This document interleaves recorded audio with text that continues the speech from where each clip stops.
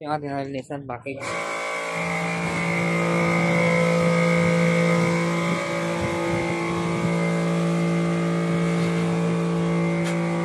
na, kahit pa paano.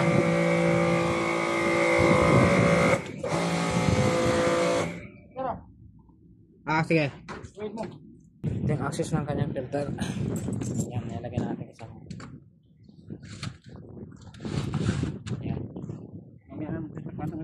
Access sa filter. Ito naman sa evaporator nito. Ito yung evaporator.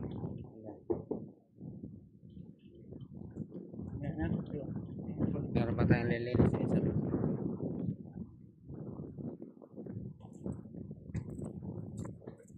Okay.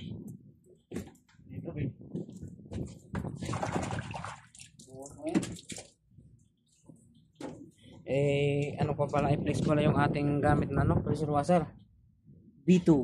Yan, sobrang lakas. Ganda ng nito, performance. So sana mainggan nyo din kayo magbili ng ganitong pressure washer. Wala kang sasayangin. Medyo may presyo nga lang, kaso mas maganda talaga to.